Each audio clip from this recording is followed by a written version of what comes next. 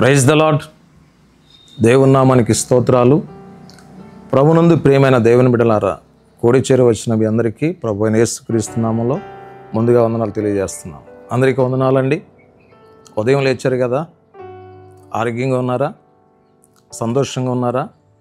ఆనందంగా ఉన్నారా? ఏమన్నా సమస్యలతో, బాధలతో, ఇబ్బందులతో కుటుంబాల్లో ఏమైనా గొడవలు పడుతున్నారా? దయచేసి గమనించండి. సమాధానంగా ఉండండి, ఐక్యతగా ఉండండి, దేవుని సన్నిధిలో ప్రార్థించండి. మీ కుటుంబాలను దేవుడు దీవిస్తాడు. ఈరోజు వాక్యంలో నుండి కొన్ని విశేషమైన మాటలు మీతో పంచుకోవాలని మీ ముందుకు రావడానికి పరిశుద్ధాత్మ దేవుడు నాకు ఇచ్చిన మంచి సమయాన్ని బట్టి ప్రభువుకి స్తోత్రాలు తెలియజేస్తున్నాను. సరే, మంచిది. వాక్యంలోనికి వెళదామా?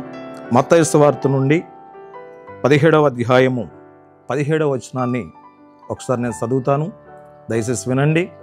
బైబిల్ ఉన్నవాళ్ళు తెరిచి చూడండి. అందుకు యేసు, విశ్వాసము లేని మూర్ఖతరము వాళ్ళారా, మీతో నేను ఎంతకాలం ముందును, ఎంతవరకు మిమ్మను సహింతును, వానిని నా యొద్దకు తీసుకుని రండని చెప్పాను. దేవుడు తన వాక్యమును దీవించునుగాక. చిన్న ప్రార్థన చేద్దాం. మహాపరిశుద్ధుడైన తండ్రి, చదవబడిన వాక్యం మీద మీకు దృష్టి ఉంచి నాలో మీరుండి మా బిడలతో మాట్లాడమని యేసు పరిశుద్ధ నామములో ప్రార్థిస్తున్నాము తండ్రి. ఆమేన్. Praise the Lord. దేవుని బిడలారా, దయచేసి గమనించండి. యేసు ప్రభువారు శిష్యులను గద్దిస్తూ ఉన్నారు. యేసు ప్రభువారు శిష్యుల మీద కోపపడుతూ ఉన్నారు. ఎందుకు తెలుసా? ఒక వ్యక్తి గురించి మనం ఆలోచించేద్దాం. ఒక తండ్రి మనకు అక్కడ కనబడుతూ ఉన్నాడు. ఆ తండ్రికి ఒక కుమారుడు ఉన్నాడు. ఒక భయంకరమైనటువంటి రోగముతో బాధపడుతున్నాడు. ఏంటి ఆ రోగం అండి అని అంటే, చాంద్ర రోగముతో బాధపడుతున్నాడు. ఈరోజు చాలామంది చాలా రోగాలతో బాధపడటం మనం చూస్తాం. క్యాన్సర్ వ్యాధులతో బాధపడేవారు ఉన్నారు, క్షోమర్ వ్యాధులతో బాధపడేవారు ఉన్నారు, పెరాలసిస్ వ్యాధులతో బాధపడేవారు ఉన్నారు, జ్వరాలతో, ఇంకా భయంకరమైనటువంటి నడుము నొప్పులతో బాధపడేవాళ్ళు చాలామంది ఉన్నారు. చాలామంది దేవుని వద్దకు వచ్చినప్పుడు వారందరినీ దేవుడు స్వస్థపరచగలిగినటువంటి దేవుడు.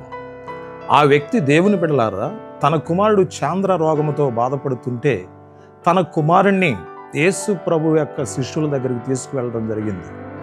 యేసు ప్రభు యొక్క శిష్యులు ఆ రోగం కొరకు ప్రార్థించారు, కానీ ఏమి నయం కాలేదు.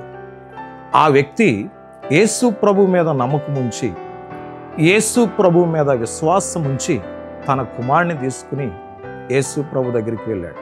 అయ్యా, నా కుమారుడు చాంద్ర రోగముతో బాధపడుతున్నాడు. ఆ రోగము నా కుమారుణ్ణి తరచుగా అగ్నిలోను నీళ్లలోనూ పడవేస్తూ ఉంది. వాడు ఆ బాధను తట్టుకోలేకపోతున్నాడు.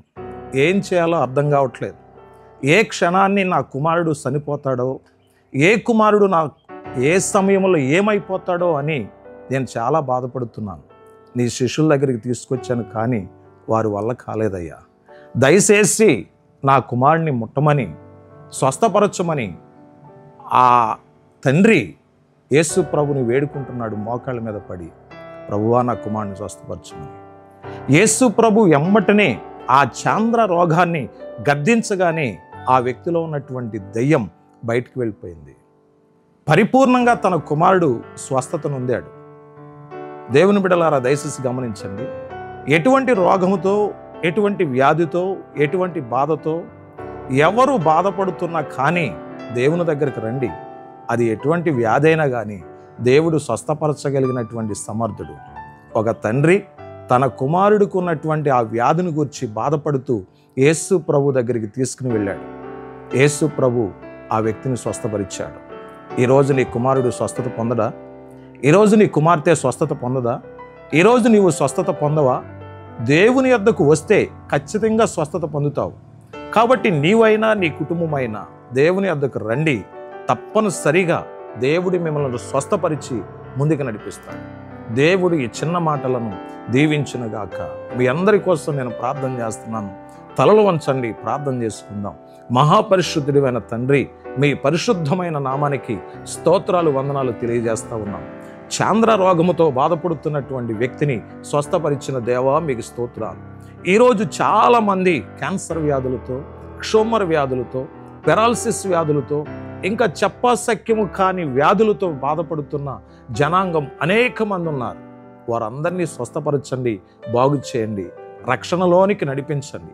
నీ సేవకుని యొక్క ప్రార్థన అంగీకరించి మీరే కృప చూపమని యేసు పరిశుద్ధ నామములో ప్రార్థన చేసి వేడుకొనుచున్నాం తండ్రి. ఆమేన్. God bless you. దేవుడు మిమ్మల్ని దీవించును గాక. ఆమేన్.